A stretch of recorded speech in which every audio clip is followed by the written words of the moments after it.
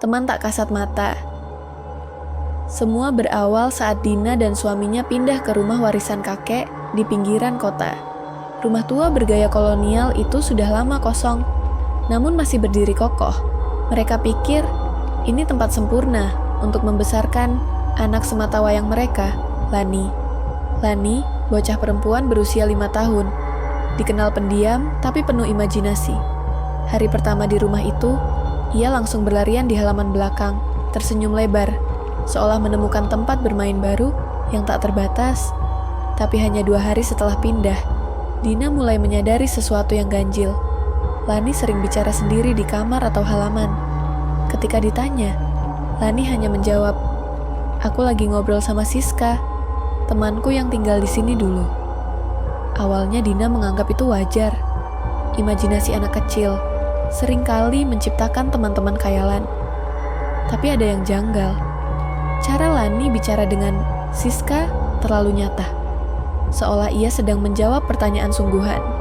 Lebih dari itu, Lani tahu hal-hal yang tak pernah diberitahukan padanya. Ia menyebut ruang bawah tanah yang terkunci.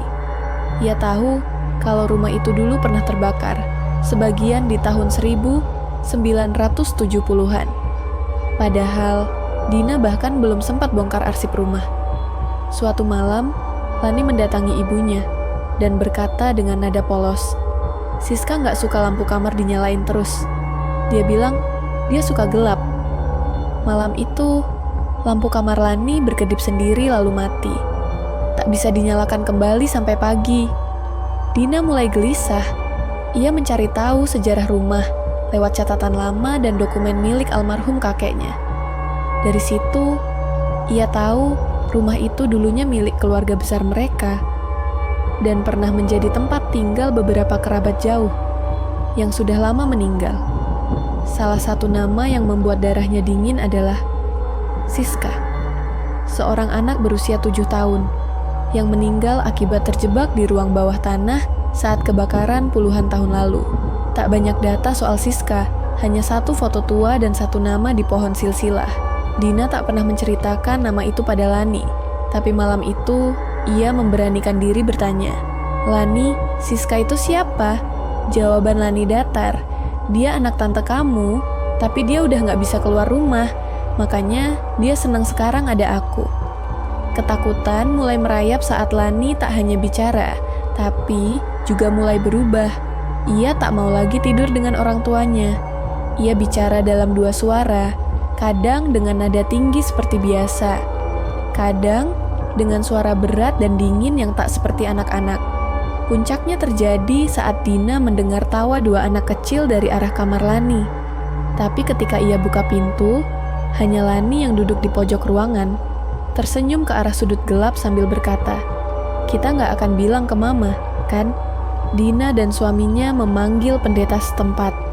Saat pendeta mulai mendoakan ruangan, Lani mengamuk. Ia menjerit dan berkata dengan suara yang terdengar seperti 2 orang berbicara bersamaan, "Jangan usir aku, ini rumahku juga." Setelah upaya pembersihan itu, keadaan agak tenang, tapi Lani jadi sangat murung. Ia duduk berjam-jam di bawah pohon tua di halaman belakang, tempat yang ia sebut sebagai tempat bermainnya sama Siska. Dina memutuskan untuk mengakhiri semuanya.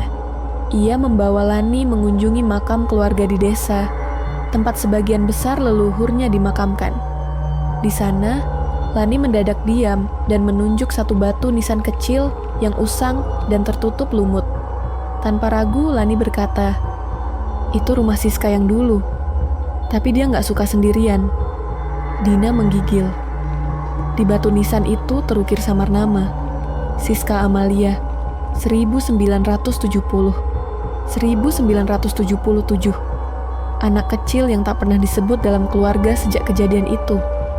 Sejak kunjungan ke makam itu, Lani tak lagi menyebut nama Siska. Ia kembali ceria, bermain seperti biasa, meskipun kadang masih duduk di bawah pohon sambil memandangi langit. Ketika ditanya, ia hanya bilang, "Siska udah pulang ke tempatnya." Tapi kisah itu belum benar-benar selesai. Seminggu setelahnya, Dina menerima surat tua dari kerabat jauh. Yang baru, tahu mereka pindah ke rumah itu. Isinya singkat. Jangan izinkan anak perempuan tidur di kamar pojok. Dulu Siska tinggal di sana. Kini, kamar pojok itu dikunci selamanya. Dina dan suaminya menyiapkan kamar baru untuk Lani. Tapi setiap malam, terdengar suara langkah kecil di atas plafon. Seolah ada yang berjalan pelan, tak ingin dilupakan. Dan setiap ulang tahun Lani, selalu ada satu kue kecil yang muncul di atas meja, tanpa ada yang tahu siapa yang membawanya. Kue kecil dengan lilin 1 batang, dan huruf S di bagian atasnya. Ada yang bilang, anak kecil memiliki jembatan ke dunia yang tak bisa dijangkau orang dewasa. Dan kadang, jembatan itu terbuka hanya untuk mereka yang pernah ditinggalkan tanpa sempat mengucap selamat tinggal